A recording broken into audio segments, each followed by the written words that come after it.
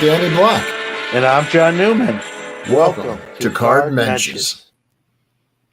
Well, welcome to Cardmensches. I'm Danny Black, and that's John Newman, as you just heard. And I want to thank you for joining us for episode 5. We got such a great response last time, so I just wanted to thank everybody who reached out. Really appreciate the positive words. Today, we want to thank Waxstat, first of all, our sponsors, Center Stage and SGC. So thank you to all of you for your support through the first 4 episodes and our 5th episode. And want to talk about today's topic.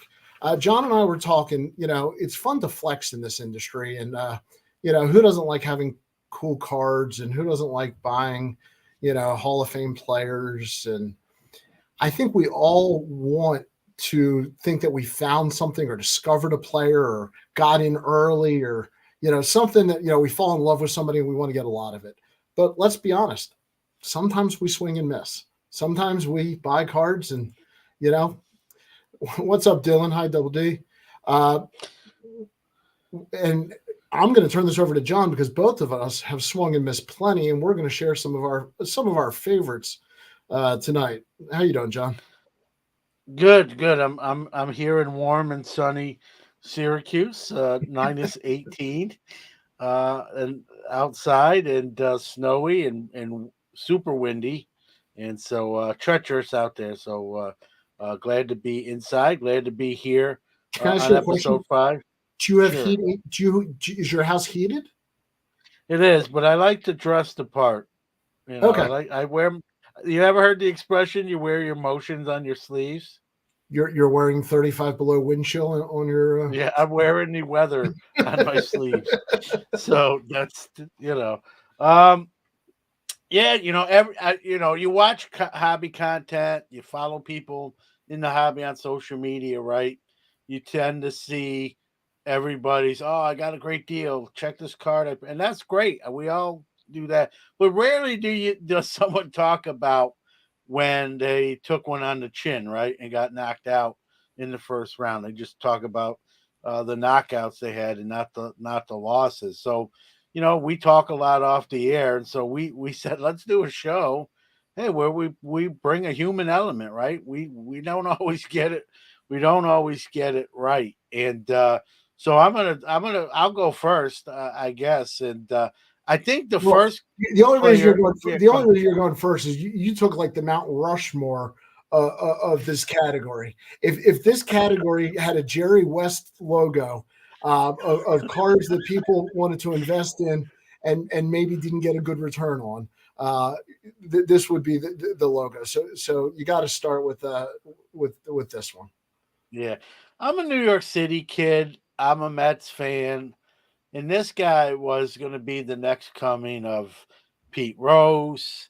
You name the All-Star, and it was in the same sentence as him. And in my garage, I've got 3 binders of this player, all rookie cards. Front and the 9 pocket sheets, they're double stuff. So there's cards on the front and back.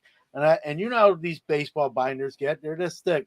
Not 3 binders. I know there's at least 1,000 rookies of this guy, and of this one player. Yep, one guy, and to this day, I know he didn't have the career. Where I'm teasing everyone here, kind of dragging this out. I know to this day he didn't have the career that many thought, myself included. I still love him. I actually had a conversation with him on Twitter recently. I was hoping he followed the show, but he didn't. I still love him, even that. All that being said, besides, and it's like you said, it probably is the poster boy, and so it's this guy. All you have to do is see this card. Well, I'm going to Greg Jeffries. That's the Greg Jeffries. This one's signed.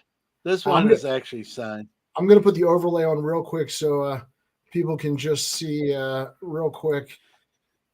If you're watching on YouTube, this is the 89 Topps Future Stars. Don't forget the Future Stars, which was the greatest part, Greg Jeffries, because we all knew, including Topps, that he was a future star. and that is a PSA 9 because somebody had to have that graded, and that's a new label. That's my favorite part. So this is somebody who didn't get it graded originally. It's Somebody not got me. I just wanted to dispel the rumors that I did this. I might have 1,000 of this card, but this particular card on screen is not mine. so all right. So Here's you another have one. You got to have the Upper Deck Star rookie autographed. so show us how far down this wormhole you went. And what Greg Jeffries collection, super collection, is not complete with an autograph ball, right? Yep, Greg Jeffers, So running alley. Yep. yeah, man, this guy, he's swinging the bat underwater. He comes out strong. Had some early playoff success. Just a really good dude. You know, kind of a shorter guy, just but hard nosed, plays hard. And as a Mets guy, man, I was all in. I love this guy. I cut. This will tell you something, Danny. I'm gonna put myself right out there. I don't cut newspaper articles out, right? I'm not that guy. Yeah. I cut Except anything that except with had yourself. Jeffrey. Wait. You've got your own press clippings. Yeah, but I don't like they're in a book. They're in like a folder somewhere. But I cut the Greg Jeffries. I cut the Greg Jeffries stuff out. Like I had so forget the 3 binders front and back of rookies. I had another book that had all the newspaper articles, interviews, So can I ask you a and I question? played around this time I was playing high school baseball too. So, I was kind of I remember I was in my high school pool with a metal bat swinging underwater, and the swim coach came in and said, "What are you doing?" I'm like, "I'm training." Like, get out of there with a bat. Well, you look So like some crazy man, I'm sure. yeah, but I was, if I had a man crush for a current player at the time, current player, Yeah. it was Jeffries, and I had the 3 binders of rookies. I still have them. So I cleaned out my garage a couple years ago. I mean, My wife that's said, "You got a lot of cards that you probably don't want. Can you go in there and see what you can get rid of?" And I got rid of a good amount of stuff, but guess what's still in that on the shelf there? you're Those 3 bind I couldn't. 1,000 Greg Jeffries rookies. Oh, more than 1,000. I couldn't. I didn't have the heart to do it, man. It's still a So part of me. at what point did you say, you know what? I have 300 rookies. Not nearly enough. I have At 800. at, No, let's keep going. at every Wait a second. point. This At guy's every still not point. hitting well. This guy's still not hitting well. Let's get more. Well, he did hit well. He just got hurt. Like he always hit pretty till the end. The injuries kind of took their toll, and obviously his last few years, he became a journeyman. He played on 3 or 4 different teams, and that was even when he left the Mets. And he got traded, which was a sad day. Let me tell you something. I didn't cry, but the tears were on the edge. Uh, I still loved him, man. Like the team traded him. He didn't sign in free agency. They traded him to the Royals.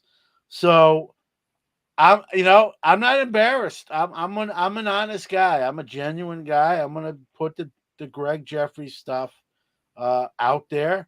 And yeah, he's my biggest. Here's the crazy thing: he's probably my biggest swing and miss, Danny, and I'm not crushed about it. Like I still have the stuff, and it is. You have an emotional connection to Greg. Like we I prepped do. for this show, and I didn't realize the depth of the emotional connection you have with Greg Jeffries.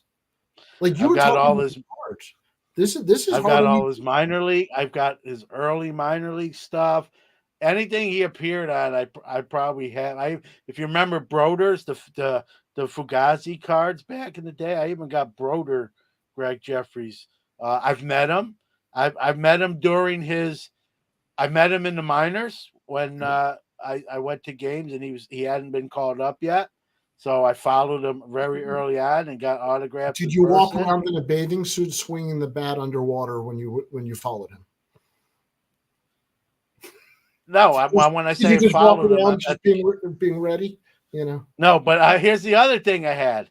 I had a Greg Jeffries, and I bought it. I don't remember what I paid. I had a Greg Jeffries game used bat uncracked, so it was still I don't know if someone snuck it out of the locker room, but I bought someone who knew I was a huge fan. They're like, John, I can get a bat uncracked. You want it? I'm like, you better believe I want it. I don't have that anymore. I will say that's the one thing I did sell, and if I sold it probably for a couple $100. You know, All right. so Well, I'm going to move on from Greg if you're emotionally comfortable with that. I feel a little sad now. Like we should have done a whole episode on Greg. you're gonna move on from Greg. I'm gonna stay right here. You evidently have not moved on from Greg, and it doesn't appear No, to be. I just I don't know. It's weird. If you ask me why, I couldn't give you like a real set answer. Just Well, something I once just again, gravitated toward him. He if you're just looks like a ball player, man. if Like you're that, of a certain age, this card means something to you. It does. Oh yeah. I will give you that. All right. So from Greg Jeffries, your second choice was interesting because it's a slightly more modern player. He's still playing. He's still playing, but he's not lived up to the hype and the billing that he sort of, kind of came in with. And I'm sorry if you're And in the chat and you have any names of people you've bought, please throw them out there. yeah, I'm curious if we have similar ones or different ones. But my next guy, he's still in the majors. He kind of gets called up and down with the Anaheim Angels or LA Angels now. And it's Joe Adell. I've got like an 800 count box over there of all like first Bowmans, some autograph stuff. I was a big believer in this guy when I was reading scouting reports, listening to minor league podcasts. I bought in. I said this guy's going to be the next guy in the big leagues that's going to be a superstar and an all-star every year, going to hit 30, 40 home runs a year, steal some bags, make some plays, in the outfield with his glove. And so far, it's been not the case, right? Been struggling, and he looks right now kind of like just a utility man that can maybe pinch hit. He gets sent down, he gets called up. He definitely needs to change his scenery, maybe to have a shot somewhere else and kind of shake the cobwebs, if you will. Someone will say, well, John, he's only 27, 28 years old. You can't close the book fully, and Yeah. you're not incorrect, but he's had numerous chances, and it hasn't happened. I think there is still a chance. More Well, I so got an 800 count more box so and than hope Greg you're right. Jeffries. Let's be honest. Um, Jeff Roy Hobbs Ballard, yeah. 29. I once bought 800 1990 Topps Jeff Ballards for $16. Yeah, I remember him. Jeff Ballard was a left-handed pitcher, and he won 18 games for the Orioles in '89, I believe. So that would have been a fantastic purchase. Actually, Roy Hobbs 29. Send some of those over to me. I love Jeff Ballard. That might be in the burn pile at this point. I know. I haven't learned from any of this. My downfall, Double D, Dylan says, my downfall was buying too much wax. Otherwise, I have only ever bought vintage singles except for a few randoms, and this year with some Trouts. Well, then you have learned much better, Dylan, than we have, because I am not that good. Yeah, so do you really think Joe Adell is done? I mean, do you really, seriously, all kidding aside, think Joe Adell's done? Listen, I hope not, but I've watched enough of him and followed him. Obviously, when you have an 800 count box of Bowman Chromes, autos, what's up, right? Blade? You're gonna follow him, and I'm hoping that the book is not closed, but the body of work is not showing. He's striking out, I think, at like a 40-45% clip. It's a high percentage. It's a high strikeout rate where unless you're hitting a home run, the other 50% of the time you're not going to be in the league very long. And he's not really hitting a lot of the home runs either. So he's not making contact, not putting balls in play, and he's not hitting the home runs as he was projected to. When you put those two things together, Danny, as you know, that's a recipe for not in the majors very long, right? Well, I'm going to give Joe Adell slightly more of a break than you are, but I'm also holding out on Luis Robert and, probably a lot of other guys I shouldn't hold on to. But yeah, Luis Roberts I lost a lot playing of money. well. Like, I lost a lot of money. when he's healthy, he's playing good. When I'm healthy, I'm playing good, and I haven't been healthy in 30 years. So, all right. Um, Now, I know you had a much bigger list. A couple other names you want to throw out quickly? Don't talk about it. Just Another guy, another guy that I have a lot of stuff like over there, kind of like it's taunting me over there on the shelf. Um, this guy, I think you can close the book on. I think he's on his fourth or fifth team now.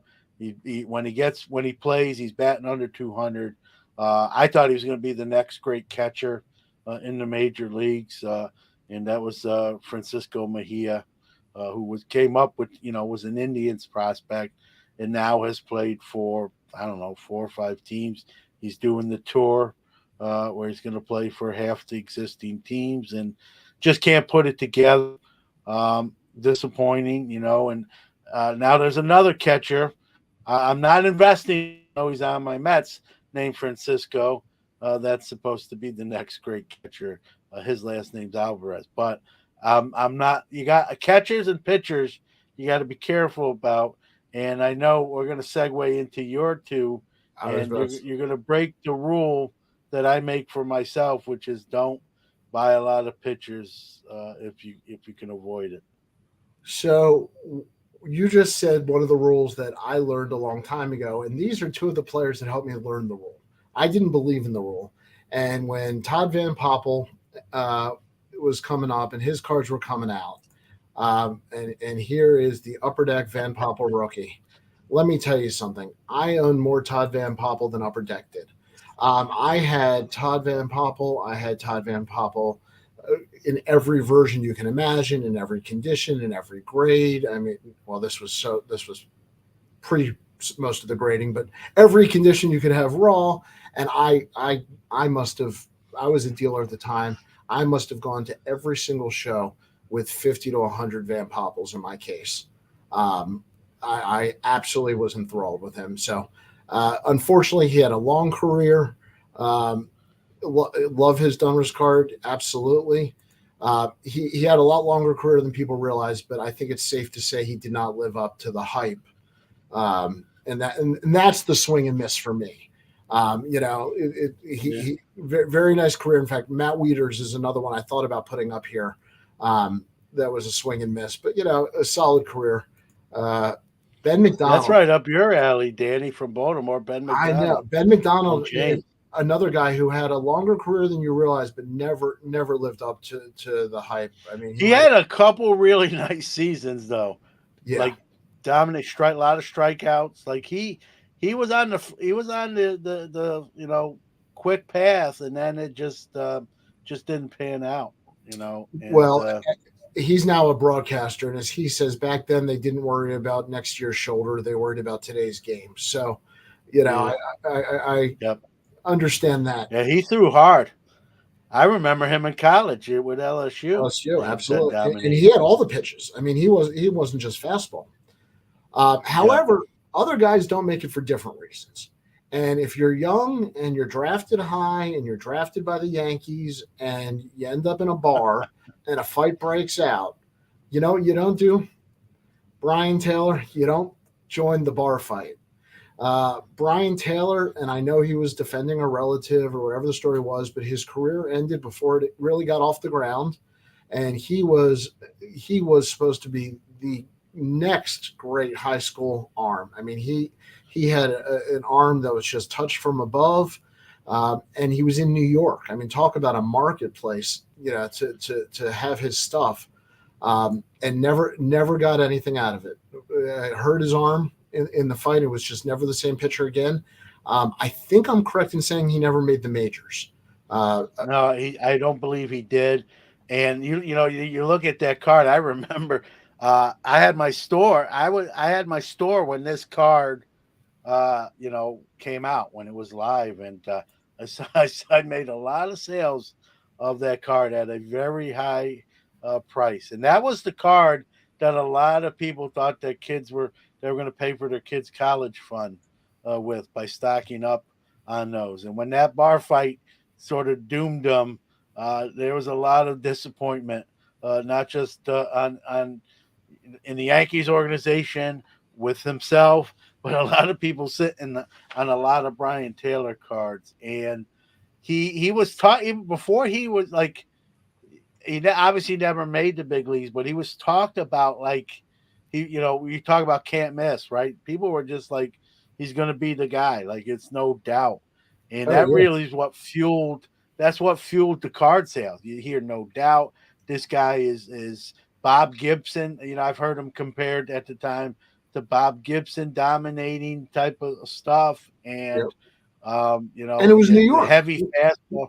Don't The underestimate You the had New the York. Yankees factor, sure. You had the Yankees, and so we're kind of making being tongue in cheek about it, but there's the human element too, right? Like that, this is probably was his dream, and one incident sort of ended it in a flash. I hate to say it like that, but and that's crazy. And I guess there's the lesson too, Danny, to be careful who you go all in on, right? And you used two pitchers. That's a rule I have, but I will break my own rule, and I'll if I can talk about that real quick. I've got a shoebox. I've got a shoebox over there, and one side is filled with all Hunter Green rookies, and the other side is filled with all Tristan McKenzie rookies. Now they're both actually doing fairly well right now, so that's good. But that could change, just like with Brian Taylor, right? That could change. Hunter Green actually struggled where he was walking people and couldn't find the plate. Sure. He worked with some pitching coaches and straightened that out. But and John, what's to say doesn't revert back, right? John, normally we save this until later when we give our opinions on football picks. But after hearing your theory and what you just described, Welcome to the failure segment, where John and Danny share their picks sure to go wrong. Well, it's a good do segue. not invest in pitchers. I don't care what Yeah. John says. Don't invest in pitchers. Well, and I'm catchers. holding out hope. I'm holding out hope my bad luck streak will break with McKenzie and Hunter Green. So Well, we'll see. you're a hopeless romantic, and I'm going to get Greg Jeffries to I wonder if he does cameo. I can get him a cameo message. Probably $10. Probably just a little more than what his rookie card costs. Right. Hey Hodges, What's going on? So Hodges, we're talking about biggest swing and miss cards that we've had in our lifetime. Somebody tweeted me earlier today a great name, Kevin Moss. Another Yankee. Why is it always the Yankees? Is it the Yankee market that builds them up? Well, that's a tough place to Kevin play, Moss man. is a great The one. lights are hot. The lights are hot in New York, right? And those pinstripe, right? I never bought. I will say this. I don't know about you, but I sort of avoided the Kevin Moss pratfall. I wasn't a believer. I kind of saw that one year where he was hitting home runs left and right as just an anomaly. I said, this guy's not legit. He's just catching lightning in the bottle.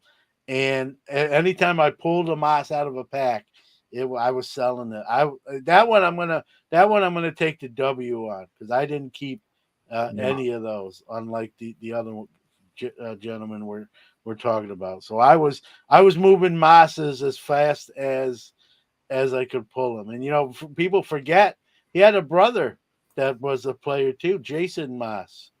So if you thought Kevin Moss didn't turn out well, just see Jason Moss. And Was Jason a Moss also? Yeah. So was hit or Moss? He was a Moss. It's They both were a Moss, and Mr. Mariner. Alvin Davis.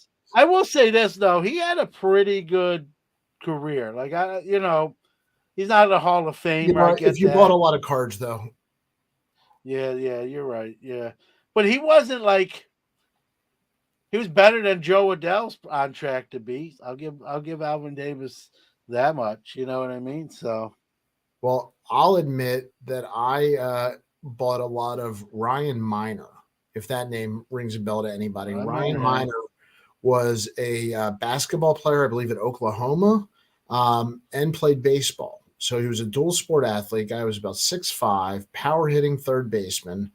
and he was the one that was being groomed to replace Cal.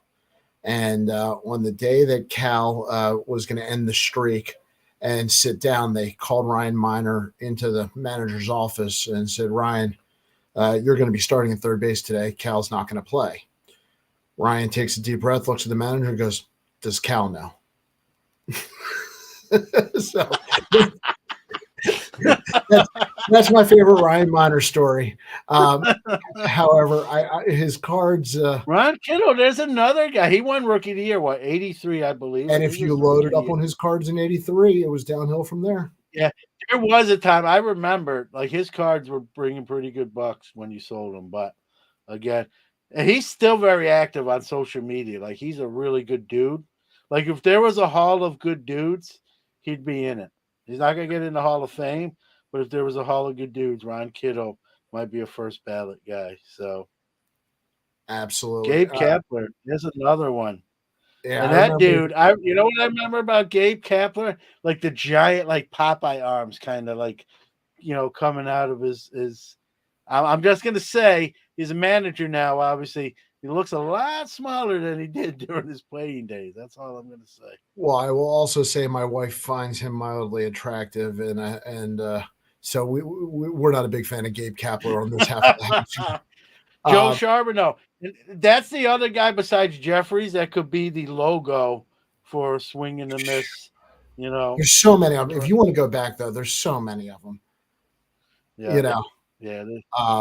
But these are great names. Yeah. And it's funny how you forget about some of these guys till someone else brings them up, like in the chat today, which is great. Well, the Jeff Ballard made me remember Craig Worthington, who was a third baseman with the Orioles, who was supposed to be, the next great third baseman. And in Baltimore, that's saying a lot. And there's a reason nobody's heard of Craig Worthington. But I bought all of them. I was ready for all his cards. He was going to be the next Brooks. But you want to pick a guy? You want to Steve Balboni? He had some monster home runs though. Like he struck out a lot. His cards were never worth anything. No, not really. But when he hit some moonshots, I remember watching it, and like balls are still going somewhere that they haven't landed. I mean, with him, it was he was going to strike out or he's going to hit a home run. He struck out most of the time. Do we want to mention a guy? Like there's a guy I'm thinking about now. Now, I don't have a lot of his stuff, but everyone loves him. I think the bloom's coming a little bit off the rose now, but it isn't going to work for him. It's Brian Hayes of the Pirates, Charlie Hayes' son, and you look at what numbers he's putting up, which is not great. They paid him big money in Pittsburgh, and then what does he do last year? Right, guys are running around the bases, and instead of covering his bag, he's putting sunflower seeds in his mouth. And so he's a guy that a lot of people I know like and put some money into. And I just get out while you can if you can. Huh? The newer guys, you're ready to whack in like 4 or 5 years. But Greg Jeffries, you would still have start for the Mets. It's a different era, though, man. Like people, you would have Greg Jeffries start this opening day for the Mets. I would love that. Right. What is he? I think he's 53, 54 years old, right? Thankfully, now listen. If this was the Wilpon Mets era, they probably would have signed him real cheap and then made a big announcement. That's not going to happen, thankfully, in the Cohen era Mets. Universal DH. Yeah. All right. I want to move on real quick. Thank some of our sponsors, waxstat.com, Center Stage. You find them on the App Store and the Android Store. Quick, easy pricing, scanning, palm in your hand. And they've released some new features, so make sure you update that as well. And experience, quality, consistency, and the quickest turnaround times in the grading industry. We are proud to partner with SGC Grading. Check them out at www.gosgc.com. I want to thank all our sponsors. Now, I already played the warning music to ignore our picks as we talk a little Super Bowl here. But real quick, I got to throw out, this is a great name. Jerome Walton. Jerome Walton with the Cubs. Boy, did I Yeah. have a ton of Jerome Walton cards. I did have I'm not gonna lie. It's funny. You forget about these These are guys great names. Yeah. because it's 1989. I'm 89 Bowman. Remember the 89 Bowmans when Bowman Yep. came back? It was Mhm. Griffey and Jerome. I believe Jerome Walton was in that. I think he was also a 90 Donruss Cup. Yeah, I'm Yeah. not sure, but I I had think- a lot of I wasn't necessarily buying him and stockpiling him. I just seemed to always have a stack of Jerome Waltons, and he had a great start to his career, and just again didn't really pan out, obviously. So it's just that's why it's scary to you got to be so careful when you go all in on someone because we look at all the stories we talked, and the list is way longer. Dan Ryan, Carlos Rodon, all right. 79 years. Well, here But we he's go. still, he's still a great player. I mean, Well, that's the whole point. He sold it for $70. Probably could do a lot better now.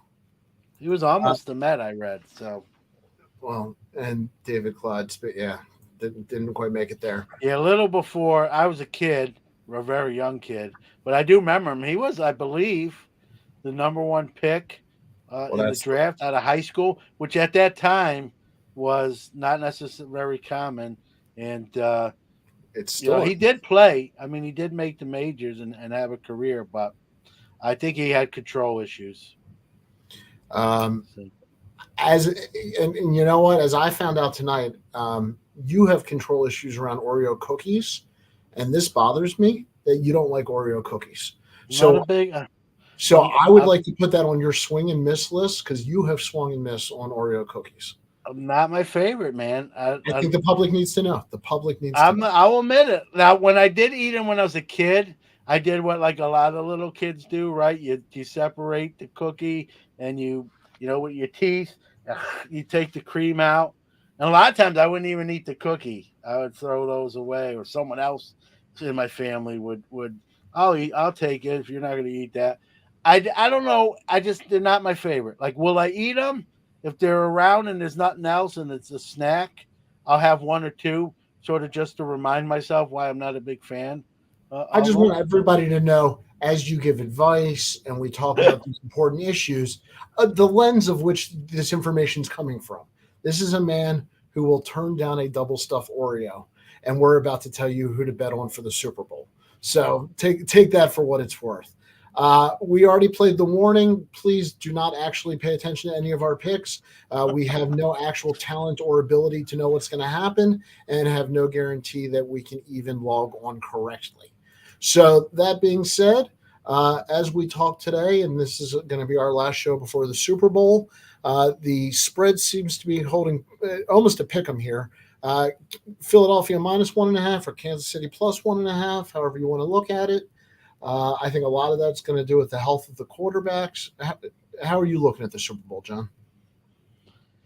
It's a great matchup, right? I mean, you got a young up-and-coming quarterback in Jalen Hurts, right? That's surprising me. I didn't think he was going to be this good. And then you got arguably what I think is the next great quarterback in the NFL, Brady. We talk about Brady just retiring. Like, who does the torch get passed to? I'm sorry. We have breaking news. This is important. Keebler EL fudge cookies are one of my favorites, and that's from DR. Yes. Yeah, I like those. I like those.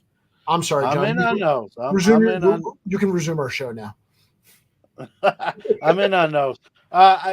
We talk about who's the next guy after Brady, right? There's probably not going to be another Tom Brady in terms of all the accolades and 7 rings, but I think the next guy is going to be Pat Mahomes. I think he's going to have multiple Super Bowl rings when it's all said and done. And when I say multiple, I'm not only talking 2, I'm talking 3, 4, maybe even 5. Just the plays he makes, he's one of the greatest quarterbacks I've ever seen play. Now, I know there's guys from years ago that I've never saw, at the time in live TV play, but just sidearm, falling down, behind his back, and just he doesn't make a ton of mistakes, and I think he's the best. If the league was all redone and there was a redraft, and that no one was on any team, I think Patrick Mahomes is the number one pick in that draft, and so I feel like it's hard to pick against him. I know he lost the Super Bowl the last time, but he was in it too, aforementioned Tom Brady, but. I don't know. I think it's going to be a good game. Kansas City's the underdog here. I'm going to take them. I'm going to take them and get a point and a half. I'm not saying the Eagles can't win this game, but you got to pick someone, right? You can't. I could say I'm not picking anyone, but I'm going to take the Chiefs. I think the couple weeks to prepare for the game, he's going to get even healthier. You watch the game against the Bengals. He was fairly mobile and moving around. He had some runs. if anybody can see, that was my analysis I was about to give. I just want to get that on the record. The 2 week break is huge for Mahomes. I agreed 100%. And if Jalen Hurts does have a shoulder injury, I don't think that heals as much in 2 weeks. Yeah, I mean, I think it's going to be a close. I don't think it's going to be a Super Bowl blowout, much like the NFC Championship was, where the Eagles ran the fourth string quarterback of the 49ers out of the gym. I don't think we see a game like that. I hope we don't see a game like that. Those aren't really that fun to watch. Andy Reid, you can make all the jokes about him you want, that he's reading the menu card, but the guy can coach football. And he also can draw on players' faces, as we learned in those commercials. So he's good at drawing plays, and he's good at drawing mustaches. So yeah, I agree with Richard there. I kind of like the fact that it's the Andy Reid Bowl. He got knocked so much with McNabb for not quite getting over the top, and he's been ahead of the league offensively for years.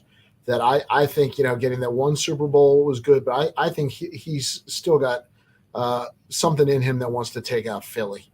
I think Philly. I was going to ask you that, Danny. Yeah. Do you think that playing your old team you used to coach, and obviously it's different players. Those aren't his players. When I take my ex-girlfriend out to dinner, she pays every time now.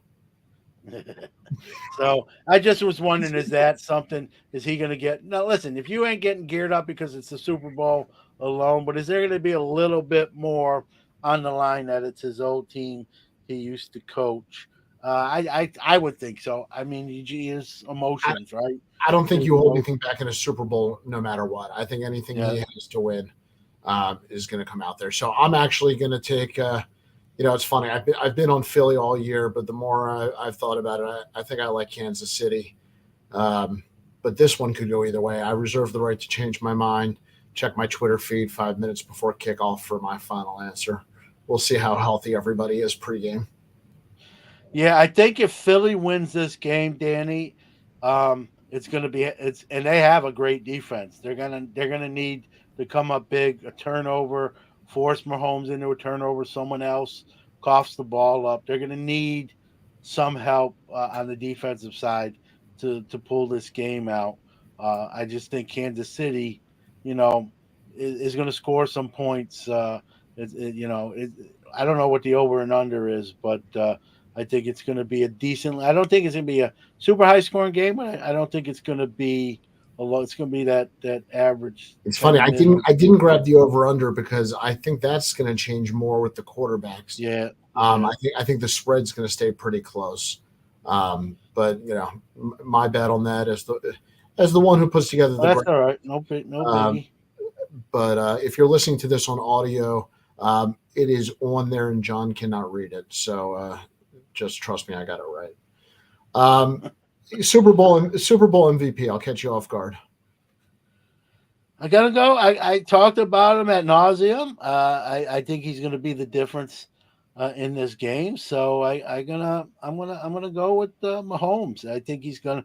I think when his career is over, he's gonna have a couple Super Bowl MVPs, and he's gonna have multiple rings. And I think he gets the second one with this Super Bowl. And I'm going to go Mahomes with a dark horse candidate watch out for Travis Kelce. Well, I was going to take Travis Kelce. So on my side of the screen, it's not a surprise. It's not a sleeper. I think that Mahomes is going to be the easy choice, but I think they're going to give him a little bit of a hard time with that Philadelphia defense. So I think Kelce ends up bailing him out a couple times. I could also see somebody like a Juju Smith-Schuster catching one deep and putting up some numbers. Dan Ryan asked, who has the stronger kicking game? Good question. I will say this: it's not the Dallas Cowboys. I will take anybody named Bud Chris Kirk. Jones, huge factor, And huge game breaker. Exactly. Yep. And he's one of the few reasons. Yeah, he's one of the few reasons I think Kansas City's defense stays in the game. I will say this: I think the Eagles' defense is better overall than the Chiefs' defense. Going defense to defense, but I think Chris Jones is probably the best defensive player on the field, right there. So he's gonna be. He was disruptive. He had Burrow going backwards, all day last week. So that could be a big factor with Jalen Hurts. I'm sure that's going to be obviously the game plan. Chris Jones, take Jalen Hurts off his mark, right? Get him moving where he doesn't want to be. We're gonna see if that shoulder is healthy pretty quick. Yeah. So, well, all right. Go ahead. Well, we're about to wrap up here. We went way over as we always do, but I love the conversation. This was one of my favorite ones. If you guys have any other names of any swing and miss hitters or cards you've bought, please DM us or put it in the chat and the comments afterwards because I love hearing the names. Yeah, and it brings you back, right? And it's funny when Jerome Walton was mentioned, I wasn't necessarily buying Jerome Walton, but it brought me back to I had quite a bit of Jerome Walton. Probably still somewhere, and probably in my garage there's a stack of Jerome Waltons in darkness there, just sitting, collecting dust. And and it's funny you forget about those guys until someone else brings them up. Well, maybe it's appropriate we finish on that note for the outro. So for another edition of Card Menches, thanks for watching. I'm Danny. That's John. Have a good one. I still love you, Greg Jeffries.